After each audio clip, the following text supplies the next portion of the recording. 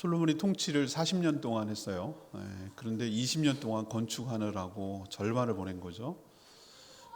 바로 즉위하자마자 한 건 아니고요. 즉위 4년에 성전 건축을 시작해서 11년에 마쳤으니까 7년이 걸린 셈입니다. 그리고 또 왕궁을 건축하는데도 13년 걸렸으니까 도합 20년을 건축하는데 보낸 것이죠. 규모를 보면은 우리로 치면은 그렇게 큰 규모는 아니에요. 그런데도 7년이나 걸렸던 것은 당시 건축 기술과 지금 건축 기술을 비교할 수는 없고요. 그때는 중장비도 없었고 전부 다 인력으로 가축의 힘을 빌려서 했기 때문에 그랬던 것이기도 하고, 또 정성을 다했어요. 그걸 보면 느낄 수가 있어요. 성전을. 그래서 한 것인데, 오늘 초점은 이 솔로몬이 어떤 식으로 일을 진척시키고 일을 해나가는가, 이걸 좀 봐서 우리도 주의 일을 하기 위해서, 주의 일을 넘어서 우리가 일상적으로 여러 일들을 하며 살잖아요. 그렇게 할 때 어떻게 일을 하는 게 잘하는 걸까, 좀 그것을 교훈을 얻기를 바랍니다. 우리도 일을 해보면 알지만 여러분도 그렇잖아요. 여러분도 직업도 있고 저도 여러 가지 목회뿐만 아니고 연합회 일이라든가 여러 일을 많이 관여하고 있어요. 근데 일머리라는 거 아세요? 일머리? 일머리의 사전적 의미가 제가 써놨는데, 어떤 일의 내용, 방법, 절차의 중요한 줄거리, 이걸 일머리라고 그래요. 어떤 사람은 일머리가 있어서 일을 참 잘해요. 그런데 어떤 사람은 정말 일머리가 없어요. 일머리 없는 사람 특징이 뭐예요? 순서가 뒤죽박죽이에요. 타이밍을 못 맞춰. 뭐가 중요한지를 몰라요. 그래서 오히려 일을 만들어. 그래서 다른 사람이 일을 못하도록 하는 거죠. 그러면 사람은 정말 안 하는 게 나아요. 근데 어떤 사람은 일머리가 전체 윤곽이 있어요. 그래서 전체로 어떤 프로세스를 거쳐가지고 어떤 결과물을 도출해야 될 건지 그려놓고 그것을 하나씩 진척해 나가거든요. 모든 게 다 일이에요. 어떤 면에서. 요리를 보세요. 요리, 라면 하나 끓이는데도 레시피가 있어요. 그걸 따라 움직여야 돼요. 그래야 최적을 한 거예요. 그 사람들이 연구소 수없이 연구를 해가지고 만들어 놓고 적어 놓은 건데, 이걸 무시하잖아요, 우리는. 그 사람들이 그게 얼마나 연구를, 물은 4분 30초에 끓이세요. 그러고 요거부터 순서대로 넣으세요. 근데 우리 안 하잖아요, 그렇게. 그죠? 다 때려 넣어. 한꺼번에 끓여. 그래서 맛이 없는 거예요. 모든 일은 다 일인데, 그럼 어떻게 잘 감당할까? 오늘 말씀을 통해서 여러분들 하나님의 음성을 들으시고 그렇게 이 원칙과 원리에 따라서 잘 감당해서 하나님 앞에, 사람들 앞에 존귀하게 쓰임받는 복된 인생 살아가게 되기를 축복합니다. 자, 첫 번째 원리가 제일 중요한데요. 모든 일은 때가 있다는 거예요. 그리고 특별히 주의 말씀대로 해야 된다는 게 굉장히 중요해요. 타이밍 놓쳐도 안 되고 주의 뜻을 어겨도 안 되고, 그것을 오늘 솔로몬은 정확하게 가르쳐주고 있어요. 성전 건축은 솔로몬 때가 아니라 그 아버지 때 다윗의 수건 사업이었어요. 다윗은 정말로 하나님을 사랑하기 때문에 정말 성전을 건축하게 되기를 간절히 바랬어요. 근데 하나님이 뭐 했어요? 번번이 막으셨어요. 여러 성경의 표현은 그것도 좀 전 이상한데, 피를 많이 흘려서 그렇다 그러는데, 피를 많이 그건 피를 안 흘렸냐? 솔로몬은 흘렸어요. 그게 아니고 오늘 솔로몬이 고백한 말이 저는 정확한 해석이라고 생각이 들어요. 그때는 해야 될 시대적 사명과 해야 될 역할이 사람마다 다 있어요. 근데 다윗이 해야 될 때는 성전 건축할 때가 아니라 뭐냐면은 나라를, 안보를, 국방을 튼튼히 할 때가 다윗의 시대적 사명이었어요. 왜냐면 예를 들어 봅시다. 순서를 잘못해가지고 자기가 소원하고 원한다고 해서 성전을 막 지었어요. 짓고 있는데 주변 나라들이 침략하면 어떡할 거냐고요. 그러면 그걸 또 막으로 또 중단하고 막으로 가야 돼. 그때 에너지를 갖다가 국가 역량을 갖다가 하나에 집중을 해야 되지, 이것도 하면서 이것도 하고 이럴 수가 없는 거거든요. 지금 성전 건축은 국가의 역량을 총 직결해가지고 그 일을 하는 거거든요. 근데 외적인 침략이 있는데 그게 무슨 소용이 있냐고. 침략해서 다 하면은 짓는 것이 아무 의미가 없잖아요. 그래서 다윗은 무엇부터 했냐면은 일단은 제일 먼저 한 일은 국가 통합이었어요. 12지파를 하나의 나라로 만드는 거. 자기는 유다 출신이고 베냐민 사울 왕 출신이 서로 갈등이 있었거든요. 그래서 처음에는 자기 지파의 왕이었다가 나중에 이제 통합이 돼서 베델로 가서 합쳐져 가지고 이제 국가 왕이 됐거든요. 이걸 먼저 했고, 그다음에 자기 나라를 넘보지 못하도록 주변 나라를 갖다가 정리하는 일을 했어요. 그래갖고 에돔부터 치고 뭐 모압, 암몬 뭐 여러 나라를 쭉 쳐가지고 함부로 넘보지 못하도록 하고 그 나라가 이스라엘의 조공을 바칠 수 있는 그런 관계. 그래서 평화의 시대, 힘의 평화긴 하지만 그런 걸 먼저 만드는 일이었어요. 그리고 전쟁을 통해서 전리품, 그때는 무역 트레이드가 아니기 때문에 전쟁을 통해서 전리품을 가져오고 또 조공을 통해서 받고, 그 모든 것들이 다 모였죠. 성전 건축을 위한 재원이었어요. 돈이었어요.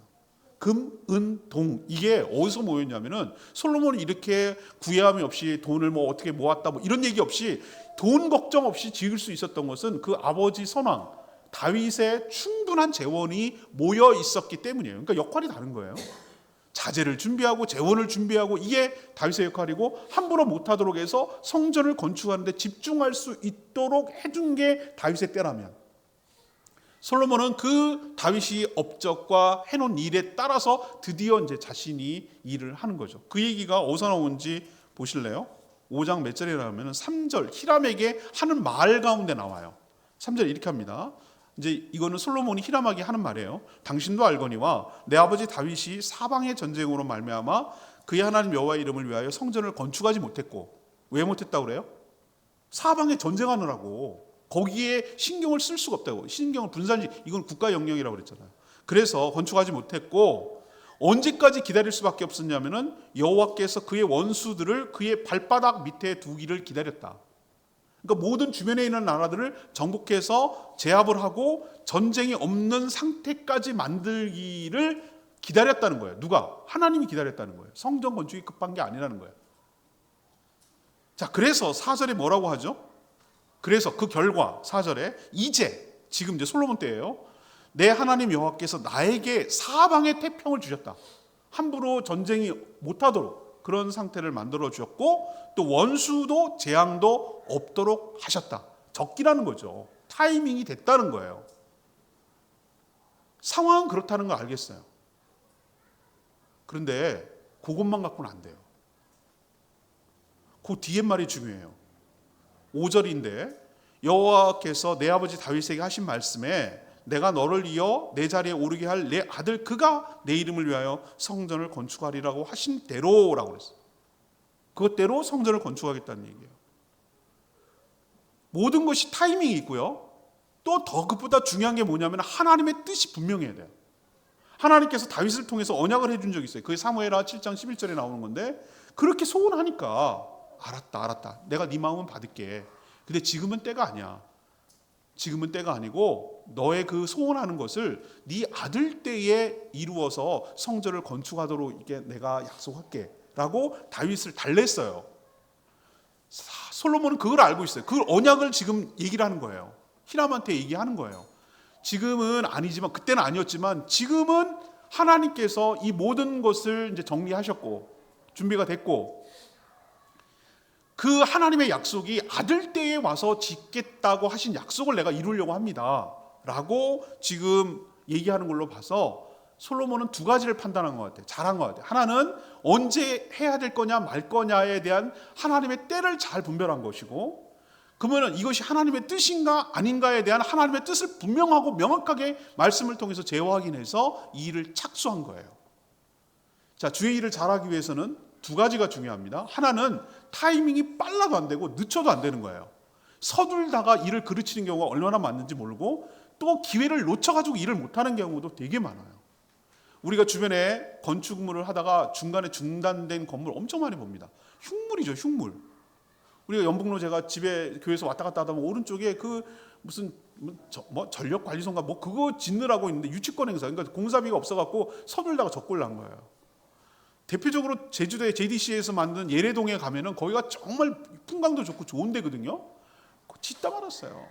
용도를 갖다가 잘못해가지고 그 꼴 만든 거예요. 처음에는 거기를 갖다가 휴양지로 받으면 그렇게 해가지고 땅을 했는데 그걸 안 짓고 여러 가지 집 져가지고 분양하려고 하다가 재판이 붙었어요. 그래가지고 중단됐어요. 그거 한번 가보세요. 얼마나 흉물스러운가 몰라요. 그거 다시 못 씁니다. 내가 보기에는 다시 밀어야 돼요. 싹 정리하고 새로 져야 돼요. 거기다가 아깝다고 그거 지으면은 또 누수 현상이 일어나고 부실 공사되고 그럴 거예요. 그건 왜 그런 것입니까? 목적을 잘못하고 타이밍을 잘못 잡은 거예요.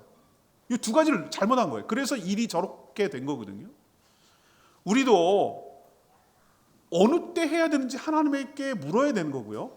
모든 사람마다 모든 시대마다 해야 될 시대적 사명이 있는데 그것을 잘 간파하고 분별하고 그때 자기만 그 시기에 그때 거기서 해야 될 now and here 여기서 거기 그 일을 해야 될 만하는 사람마다의 각각의 시대적 사명이 있어요. 이것을 잘 분별하고 그 실기하지 않고 그때 해야 되는 게 중요하고 그보다 더 중요한 것은 하나님의 뜻을 분별하고 이것이 이 시대를 향한 여기에를 향한 하나님의 뜻이라는 명확한 사인이 있을 때 그 일을 착수할 때 하나님의 뜻이 나의 삶을 통하여 이루어지는 것이고 그것을 잘하는 사람이 일을 잘하는 사람인 줄로 믿습니다. 근데 그렇게 못하는 사람은 어떻습니까? 우리가 찬양을 부를 때 이런 찬양이 있어요. 하나님의 꿈이 나의 비전이 되고 이 찬양 가사 생각나세요?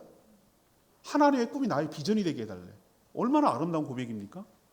근데 우린 그렇게 안 해요. 나의 야망이 하나님의 뜻이 되고 이렇게 부르고 싶은 게 우리의 속마음. 저는 수많은 많은 사람들을 접촉하고 수많은 정보를 알고 수많은 주변에 있는 사람들을 보는데 그런 사람들 되게 많아요. 자신의 야망을 하나님의 꿈으로 포장을 해요. 자신의 왕국을 세우면서 하나님의 뜻이래요. 제가 봐도 아닌데. 그게 일을 못하는 사람이에요. 일만 힘들게 하고 주변만 힘들게 하고 어렵게 하는 사람이에요. 정말 하나님의 뜻이 분명한지 그것이 정말로 필요한지 그것을 하나님이 기뻐하시는 일인지 그걸 하나님이 하기를 원하시는지 그 뜻을 분명하게 말씀 속에서 깨닫고 그것이 나의 비전이 되고 그 뜻을 이루기 위하여 내가 기꺼이 순종하도록 할 때 그 사람이 좀 천천히 가고 더디더라도 일을 잘하는 사람인 줄로 믿습니다. 우리는 속력을 중요하는 세상과 달리 속력보다 방향이 중요한 사람들이에요. 우리는 1초에 뭐 100m를 차가 몇 초에 가느냐 그거 갖고 차의 성능을 막 얘기하냐 3점 몇 초, 뭐 페라리는 얼마 몇 초에 가고 뭐는 10초에 이렇게 우리는 속력을 강조하는 시대에 살아요. 그러나 잘못된 방향으로 가면 간만큼 돌아와야 됩니다.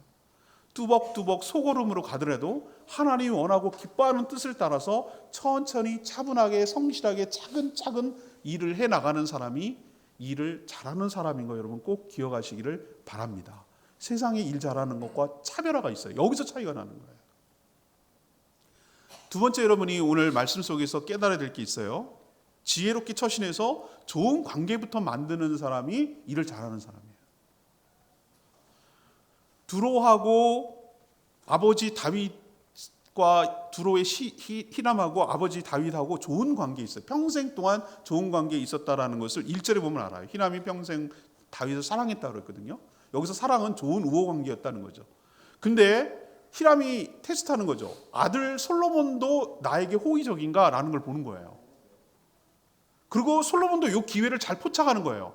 이 아버지랑 좋은 관계를 유지했던 것을 자기도 잘 관계를 맺기를 원한 거예요. 적으로 두면 안 돼요. 적으로 두면 꼬이는 거거든요. 그래서 사절단, 축하 사절단 왔어요. 왕의 즉위식에 축하 사절단 온 것을 그냥 사절하고 축하받는 것으로 끝내지 않고 이것을 어떻게 했냐면 자기의 수건 사업이고 하나님의 뜻이기도 한 성전 건축에 활용하기 시작했어요. 어떤 일을 성사하기 위해서 협상단이 주고받고 여러 번 왔다 갔다 해야 되거든요. 그 첫 번째를 사절단에게 온 것, 축하 사절단에 온 것을 활용했단 말이에요. 그래서 지혜롭다는 거예요. 그래서 그가 뭐라고 얘기했냐면은 이 얘기를 하는 거예요. 지금 방금 여러분과 읽은 거 다윗이 좋은 관계를 유지했던 거 당신도 아시죠?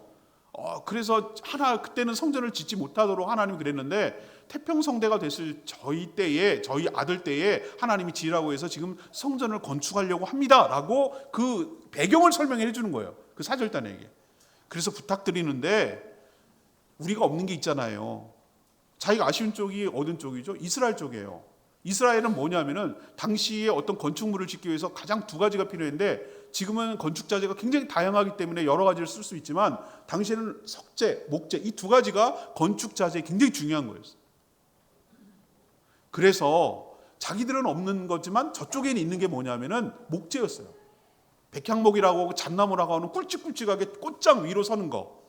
우리 제주도에 가면 삼나무 같은 거 많잖아요. 그런 것처럼 꽃장 크게 써서 목재로 쓸 수 있는 그 나무가 필요했는데 그러면 내가 아쉬운 거예요.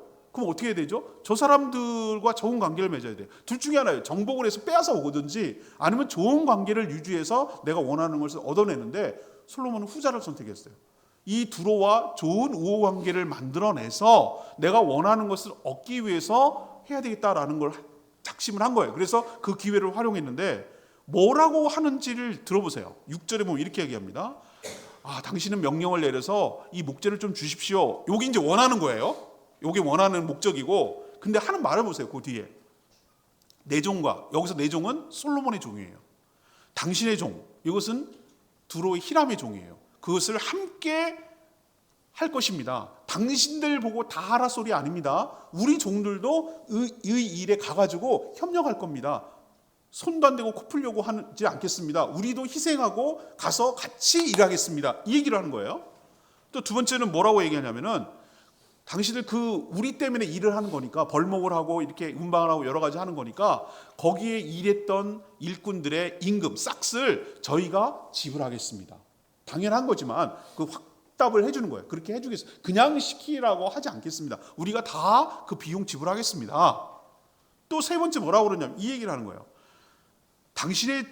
당신도 알거니와 이렇게 표현하고 있어요. 우리 이스라엘 중에는 시돈 사람처럼 벌목을 잘하는 사람이 없습니다. 이건 뭐예요? 자기를 깎아내리는 겁니까? 아니요. 이 말이 아다르고 어다른데 이렇게 하는 거예요. 우리는 당신 같은 벌목 기술 전문가가 없습니다. 벌목? 이건 당신 나라의 기술자가 최고지요. 라고 이렇게 띄워주는 거예요. 그 말을 들었을 때 여러분 히람이 어떤 기분이 들겠어요? 어떤 기분이 드는지 7절의 반응을 보면 알아요. 히람이 솔로몬의 말을 듣고 뭐 했다고요? 크게 기뻐했어요. 내 마음을 똑같은 말을 해도 뭘 말을 해야지 상대방이 기쁜지를 솔로몬은 알고 있는 거예요. 그냥 해달라 소리 아닙니다. 다 지불하겠습니다. 이 벌목에 관해서는 우리가 게임이 안 되죠. 우린 그런 기술자 없지요. 당신이 이 나무에 관해서는 최고지요. 라고 칭송을 해주고 칭찬했는데 기분 나쁠 사람이 어딨냐고요. 자기들 인정해주고 칭찬해주는데. 그리고 우리 보고 다 하라 소리 노예처럼 하라고 하는 게 아니라 다 지불하고 우리도 같이 하겠다고 하는데 그걸 싫어할 사람이 어딨냐고. 그러자 칭찬을 해주자. 그리고 하는 말이 뭐라고 하냐면 오늘 여호와께를 찬양하라 이렇게 찬양한다고 얘기하면서 다윗에게 참 지혜로운 아들을 줬구나라고 하나님을 찬양합니다. 칭송해 주는 거예요. 이게 보니까 보통 놈이 아닌데 아버지도 그렇더니만 솔로몬 얘도 보통이 아니네 라고 히람이 인정하고 칭찬해 줬어요. 그래서 사람을 보내가지고 사절단을 주고받는 거예요. 원하는 대로, 당신이 원하는 대로, 당신 요구를 내가 들었으니까 원하는 대로 백향목, 잣나무 원하는 만큼 베어가도록 허락해 줬어요. 근데 그것까지 알려주는 거 있죠. 이 히람도 보통 사람이 아니에요. 이 국가 지도자가 되기 위해서는 어떻게 하냐면 하나님은 우리에게 한량없는 자녀처럼 부모처럼 우리에게 은혜를 베풀어 주시지만 사람과 사람 사이에서는 일방적으로 하는 거 이거는 오래가지 못해요. 서로 윈윈하는 방법을 찾아내야 돼요. 제가 제주도 와가지고 누가 저한테 기뜸을 해주더라고요. 그게 진짜인지 아닌지 모르겠는데 제주 사람들이 한 번은 대접을 한대요. 두 번째도 대접을 한대.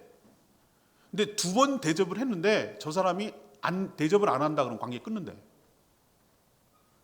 볼 사람이 아니라고. 뭐 제주 사람만 그렇겠어요? 모든 게 그런 거예요. 뭐냐면은 일방적이지 않아요. 예를 들면 나에게 어떤 호의를 베풀면 나도 거기에 대한 뭐죠? 리액션이 가야 되는 거예요. 서로 그렇게 시너지가 되고 오고 주고받고 해야지 관계가 깊어지는 것이지 한쪽에서 일방적으로 그렇게 부모님이 자녀에게 퍼부어 주듯이 그런 식의 관계는 건강한 관계가 아니에요. 특히 외교 관계는 더 할 거예요. 뭔가 얻는 게 있는 거예요. 서로 필요한 것을 채워주는 거예요. 그래서 히람이 뭐라고 그러냐면은 원하는 대로 해주십시오라고 하고 팁으로 뭐까지 주냐면은 어떻게 해서 이것을 운반해야 되는지 자기 기술 노하우를 가르쳐줘요. 이걸 움직이고 산맥까지 옮기려면 너무 힘드니까 우리가 벌목해가지고 묶어가지고 바다로 보내겠습니다. 지중해로 띄워보내겠습니다. 묶어가지고 그러면은 원하는 장소에서 대기하고 있다가 그것을 이렇게 받아서 끈을 풀고 그것을 이동해서 가져가십시오라고 방법까지 가르쳐줘요. 우리는 그러면 묶어가지고 띄워서 보내는 것까지 우리가 하겠다. 당신이 그것을 받아가지고 풀어서 운반하는 건 당신들이 해라 라고 역할 분담과 정확한 영역까지 가르쳐줘요.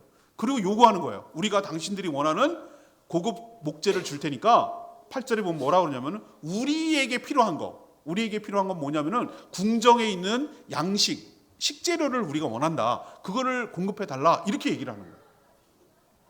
해안국가이기 때문에 나무와 숲이 많기 때문에 밀가루, 이 밀이 약하거든요. 근데 이스라엘은 이스라엘 평화라고 있어요. 북쪽에 가면 있어요. 굉장히 넓은 평야거든요. 산만 있는 게 아니에요. 거기서 밀이 곡창지대예요. 그래서 그걸 갖다가 하고, 또 이스라엘의 특산품이 뭐냐면은 올리브유, 기름이에요. 감람유라고 하는 거. 그걸 갖다가 주겠다고 한 거예요. 그래서 트레이드를 한 거예요. 10절에는 백향목하고 잣나무를 주고, 또 11절에 보면은 솔로몬이 누굴 주죠? 뭘 주죠? 궁정의 음식물을 및 2만 고루, 맑은 기름 20고루, 이걸 해마다 그것을 줬어요. 그래서 이쪽도 만족하고 이쪽도 만족했어요. 서로의 필요를 채워준 거예요. 우리는 목재가 필요하니까 그걸 원하고, 또 상대는 양식이 필요한가 그것을 한 거죠. 그러니까 일방적이지 않고 서로가 윈윈할 수 있도록 그렇게 만들어 놓는 거예요. 그러자 만족했어요. 그래서 12절에 여호와께서 그의 말씀대로 솔로몬에게 이 지혜를 줬다는 거예요. 이게 지혜가 뭐냐면 일머리가 있다는 거예요.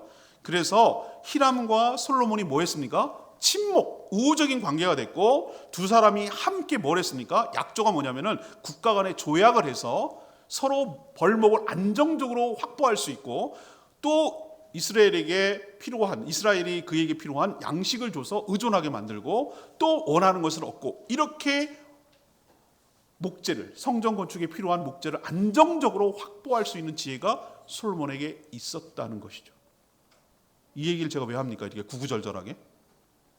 일머리 없는 사람 특징, 일하면 되는 거지 뭐. 아니죠. 일머리 있는 사람의 특징, 좋은 관계부터 만드는 일에 공을 들여요. 좋은 관계가 모든 일의 전부예요. 관계가 좋으면 안 되는 일도 돼요. 관계가 나쁘면 되는 일도 안 돼. 이 원리를 우리에게 가르쳐주고 있는 거예요. 내가 원하는 게 있죠. 원하는 게 있어요. 그럼 뭘 해야 됩니까? 그걸 원하는 것을 얻기 위해서 뭐부터 해야 된다고? 그 상대방에게 원하는 것을 내가 얻기 위해서 좋은 관계, 우호적인 관계, 상대방을 원하는 것을 주고, 또 상대방을 위하고 칭찬해주고, 이렇게 좋은 관계부터 만들어갈 때 나머지 일은 부드럽게, 순리적으로, 안정적으로 풀어나가고 풀려나간다라는 것을 솔로몬을 통해서 우리에게 가르쳐주고 있는 줄 믿습니다.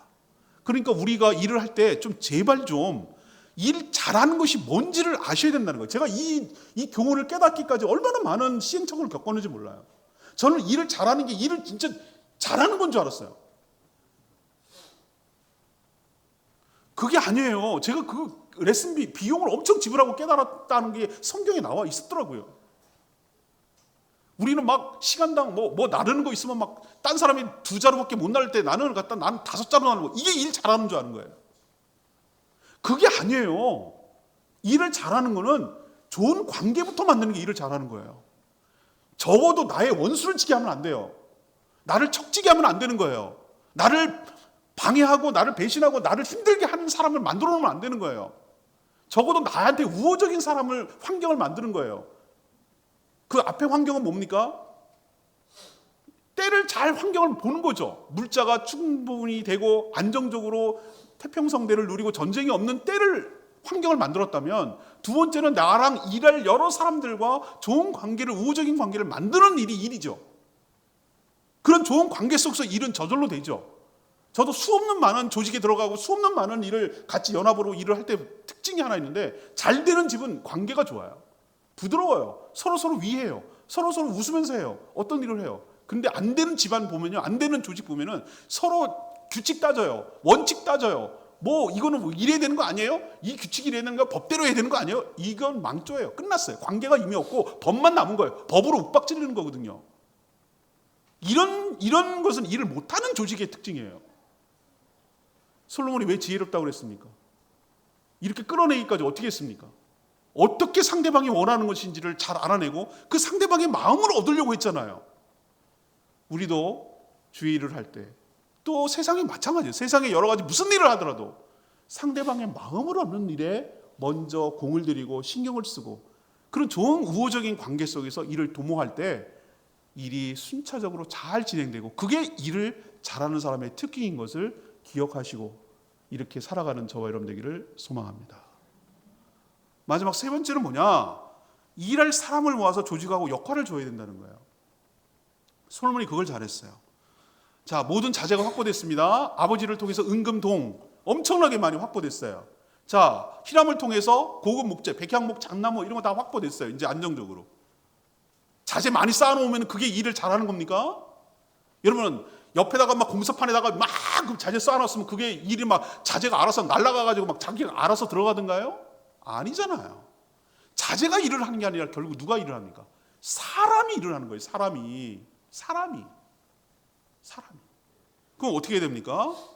일할 사람을 조직하고 모집하고 세우고 이 일을 양성하고 이 일을 하는 거예요. 결국 사람이 일을 하는 거니까. 그래서 이것이 안정적으로 확보된 다음에 솔로몬이 한 일이 뭐냐면은 이것도 순차적인 것인데 그다음 사람을 이제 조직하기 시작하는 거예요. 그래서 역군 일할 사람들을 3만 명을 국내에서 뽑았습니다. 3만 명. 고대 국가치고는 3만 명이면 상당한 숫자입니다, 여러분. 3만 명이 일꾼을 만들었다는 게 보통 일이 아니거든요. 근데 이 3만 명을 이 지혜롭다는 게 이런 거예요. 한꺼번에 다 투입하지 않고 3만 명이 움직이고 거기서 일하고 먹고 자고 하는 게 보통 일이 아니에요. 3만 명이 움직인다는 게. 그래서 어떻게 했냐면 10,000명 단위로 한 달 단위로 잘랐어요. 순환 근무를 시킨 거예요. 우리 전방에 가면 이렇게 순환 근무 시키듯이 한꺼번에 하면 피로도가 쌓이거든요. 계속 그런 식으로 하면 사람 녹다운 돼요. 그러면 효율이 떨어지거든요. 그래서 10,000명을 한 달씩 보내는 거예요. 레바논에 보내갖고 벌목하는 데 같이 도와주고 협업하도록 만들고 2달은 어떻게 합니까? 집에서 쉬고 또 자기의 삶을 있어야 되고 가정을 돌봐야 되고 이렇게 해서 워라밸이라고 그럽니다. 요즘은 일하는 것과 쉬는 것의 균형점을 유지하도록 그 정책적으로 만든 거예요. 그리고 그 일이 빠짐없이 잘 돌아가도록 아도니람이라고 하는 역군, 그러니까 감독관을 만들어가지고 이것이 차질이 없이 잘 이렇게 돌아가도록 그 일을 솔로몬이 한 거예요. 지도자는 그런 거 하는 거예요. 지도자가 와서 막 삽질하고 막 이거 하는 거 아니에요. 지도자는 뭐 하냐면 사람을 인사가 만들하고 결국 사람을 뽑고 사람을 적재적소하고 시스템을 만들고 어떻게 굴러가도록 원칙을 정하는 것이 그게 지도자가 하려는 일이에요. 그 일을 잘하는 거예요. 그것만 갖고 되겠어요? 아까 뗏목 타고 위에서 지중해로 내려와가지고 그 뗏목을 받아가지고 운반하려면 어떻게 되겠습니까? 운반하는 사람이 필요하잖아요. 그래서 솔로몬이 짐꾼 7만 명. 이것은 이제 여러 가지 나무나 뭐 이걸 날려야 될 사람이 필요하잖아요. 옛날에 뭐 중장비가 없고 뭐 덤프트럭 이런 게 없으니까 전부 다 인력 아니면 짐승의 힘을 이용해가지고 움직여 나가야 되니까 그것을 움직이는 사람이 7만 명. 또 엄청난 많은 돌이 들어가니까 전부 다 돌로 세워져 갖고 내장재는 그 백향목이나 이런 걸로 마감했지만 기본적으로는 돌로 다듬어 가지고 거기다 세워나가는 거기 때문에 엄청나게 석공이 많이 필요하거든요. 여기에 8만 명이 투입이 됩니다. 산에서 돌을 떠갖고 오는 거. 그리고 이것을 중간 관리자를 3,300명을 세워가지고 이 모든 사람들이 일을 할 수 있도록 작업반장처럼 만들어 놓은 것이죠. 그리고 솔로몬이 모든 사람에게 지침을 내린 게 있어요. 그것이 하나가 있는데 17절에 보여요. 이에 왕의 명령, 솔로몬 왕의 명령이에요. 크고 귀한 돌을 떠다가 다듬어서 성전의 기초석을 놓아라 라고 명령한 거예요. 이거 한마디밖에 없어요. 조직을 했고 뭐 이런 것은 다 뭐 구체적으로 하지 않고 그냥 나오는데 요 명령이 무엇을 의미합니까? 이 성전을 지을 때 허접하게 하고 대충 하지 마. 최고로 좋은 걸로 해야 돼. 하나님께 드려지는 성전이기 때문에 크고 귀한 돌을 기초석, 그 기초라는 게 뭐죠? 시작하는 지점. 가장 밑바탕에 있는 기초석, 거기에 기둥이 올라가는 그 밑받침. 고대 건물에서는 그게 가장 핵심되는 거, 코너스톤이 가장 중요하거든요. 기초석. 우리도 건축을 할 때 콘크리트 타설 해가지고 가장 밑에 기초공사부터 뼈대 공사부터 하잖아요. 그거를 할 때 대충 하지 마. 가장 좋은 걸로 해. 크고 귀한 돌, 아무나 구할 수 없는 돌을 가지고 해라. 이 얘기를 지침으로 내렸다는 얘기 뭐예요? 여기에 모든 것이 다 적용되는 거예요. 모든 나무, 모든 석재, 그리고 모든 마감재, 모든 것들이 최고로 해라. 이건 하나님께 드려질 것이니까 어떤 일종의 어떤 원칙을 얘기를 해주는, 이것을 갖다가 제시를 해주는 거예요. 그렇게 원칙에 따라서 일을 하라는 것이죠. 사랑하는 여러분, 우리도 마찬가지예요. 결국 인사가 만사예요. 사람이 일을 하는 거예요. 사람을 잘 모집하고 훈련하고 역할을 줘야 돼요. 너는 어디서부터 어디까지 무엇을 해야 되는 것을 딱 명시해주고 어떻게 돌아가야 되는지 원칙을 얘기해줘야 돼요. 또 사역하고 휴식하는 것이 계속 균형을 유지하도록, 너무 지쳐가지고 번아웃 되지 않도록, 그렇다고 또 너무 쉬어가지고 감각 떨어지지 않도록, 이런 모든 것들의 균형점을 가져서 관리 감독하고 비전을 제시해서 하나님의 성전은 최고의 것으로 우리는 이 일을 하는 것이다. 이게 얼마나 귀하고 값진 일인가에 대해서 이 명령 하나로 인식할 수 있도록 모든 역군들에게 제시를 해서, 그 모든 사람들이 보이지 않지만 개미처럼 여러 곳곳에 각자의 일을 하지만 그 하나의 원칙에 따라서 최고의 것을 최고로 드리는 그 마음을 가지고 일할 수 있도록 조직을 하는 것이 일을 잘하는 것인 줄 믿습니다. 오늘 말씀을 정리할게요. 오늘 첫 번째로 제가 얘기 드린 것은 때, in his time, 하나님의 때. 내 때가 아니라 하나님의 때. 기분 따라 내 맘대로 하면 망해요. 일을 그르친 적이 얼마나 많은지. 기분 내키는 대로 하는 거 아니에요. 모든 시류와 모든 상황과 이것을 잘 보고 분별할 수 있는, 때를 분별할 수 있는 지혜가 우리에게 필요해요. 특히 주의 일을 하기 위해서는 그게 정말 필요해요. 그리고 또 하나, 그보다 더 중요한 건 뭐냐면 이게 하나님이 정말로 기뻐하시는 일인지에 대한 명확한 해답이 있어야 돼요.